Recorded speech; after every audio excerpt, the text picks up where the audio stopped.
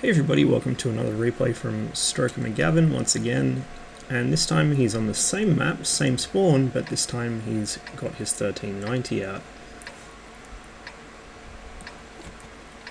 Now, as well as Battle Assistant, Stroker's also using the auto aim mod, so what this means is, as well as seeing the aim bloom fully opened out all the time because of Battle Assistant, the auto aim mod also means that you can't actually tell so easily what is being aimed at. The reticle stays where it is when you auto aim on a tank, like it used to in the bugged replays a couple of versions ago, but I think it'll be pretty self-explanatory what's going on. You'll be able to tell which tank the shells are hitting, certainly.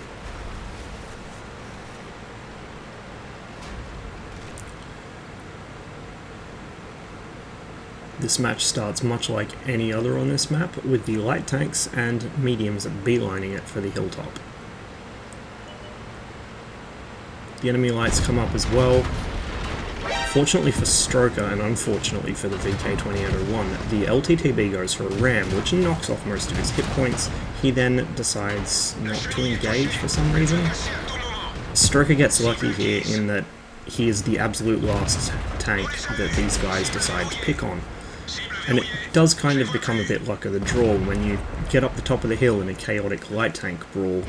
You really have to just hope that the enemy light tanks aim at your teammates first and leave you with most of your hit points so you can carry the game later. In this case, that's exactly what happened for Stroker, and he gets out of that fight with only a couple of hit points missing. Well, 80 hit points, but, you know, close enough. Stroker's carrying an all APCR loadout in his 1390. Now, I've started doing the same thing. I used to carry about half and half, but in an autoloader that's really risky business. Obviously, if you run down to 3 rounds of one type of ammo and 1 of the other, it's not going to end well.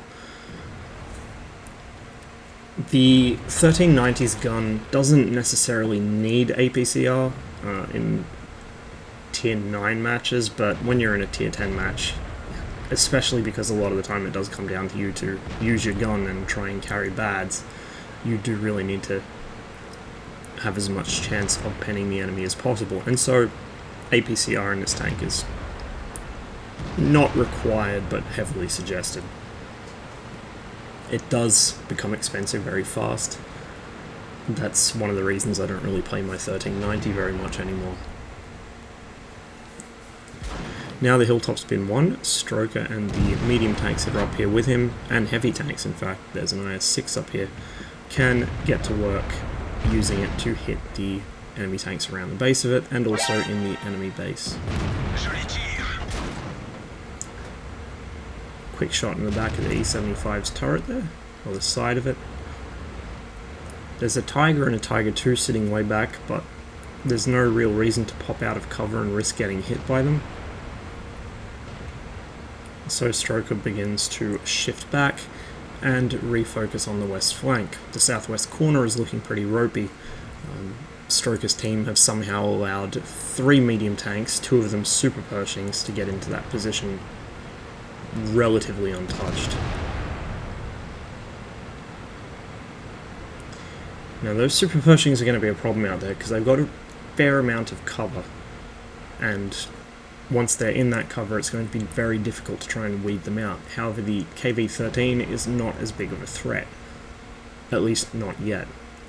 Stroker's not firing at the moment. He just wants to sit and keep that thing lit for his teammates in the hope that they will engage it. Unfortunately, the Tiger and Emil are too incompetent to do anything to it, and the M103 and ST1 initially appear more interested in the Super Pershings, but finally start putting shots into the KV after it's killed the Tiger 1. Well, sorry, it didn't actually kill the Tiger 1, that was the enemy Tiger 1 who is now pushed up the beach. My bad. Super Pershings are beginning to move into cover. One of them takes a shot at Stroker, and so he pulls into cover himself. The enemy tanks have pushed through the east as well and have taken fairly convincing control of the town there. And so the enemy have about 3/4 of the map at their disposal, but crucially they don't hold the hill, not yet. These two are in a very difficult position to do much about, particularly for the 1390 with its relatively inaccurate gun and bad gun bloom issues.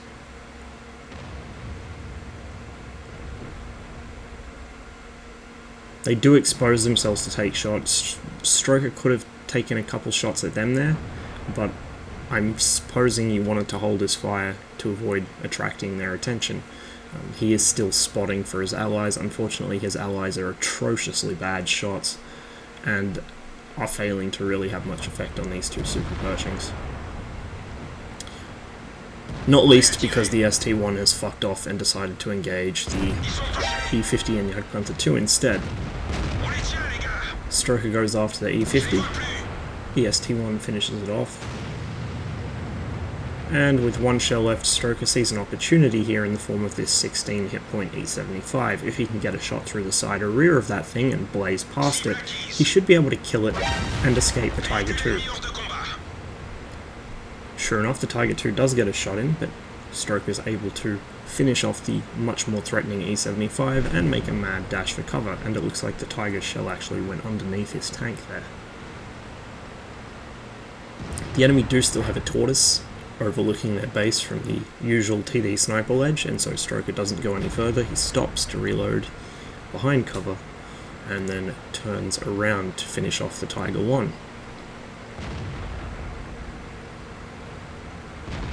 who slam dunks the T-54 first prototype, who for some reason was unable to kill the Tiger II. That's not going to be a problem for Stroker, who pops in and finishes it off. Takes a passing shot at the Jagdpanther 2, which unfortunately bounces, and then one at the Tiger with no result. Time to pull back and reload. Curiously, the other surviving friendly tank is also a light in the form of the M41 Bulldog over there. However, he's not long for this world with an angry Tiger up in his shit.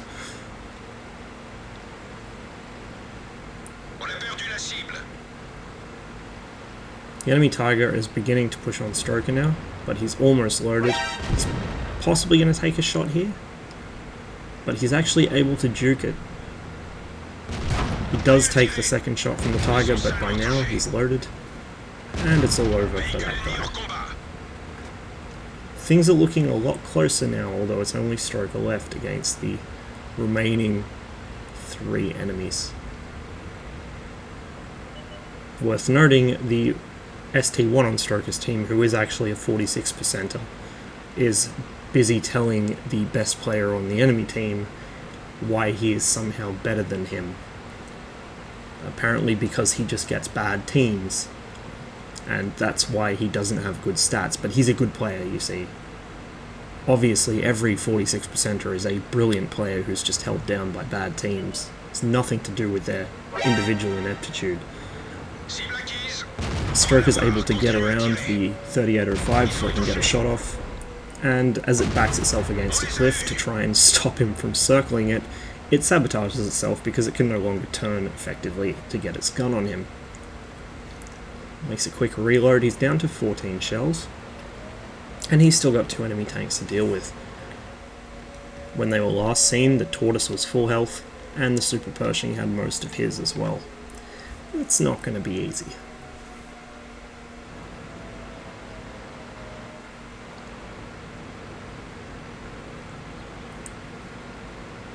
It would seem that the Super Pershing is on the cap right now, since the Tortoise was last seen just near where Stroker is now.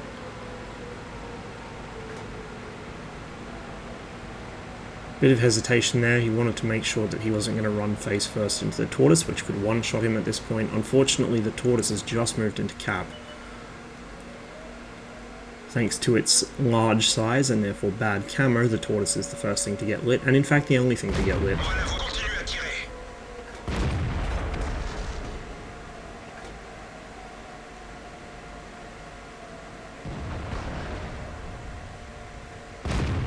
But he can't find the Super Pershing, who must be sitting behind hard cover somewhere. And so unfortunately, it's just not enough to win the game. All the same, it was a pretty fucking good effort. Sometimes you just have to do everything, and Stroker did a damn fine job of doing everything right up until the end of the game. Thanks for watching, I hope you enjoyed the video, and as ever, I'll see you on the next one.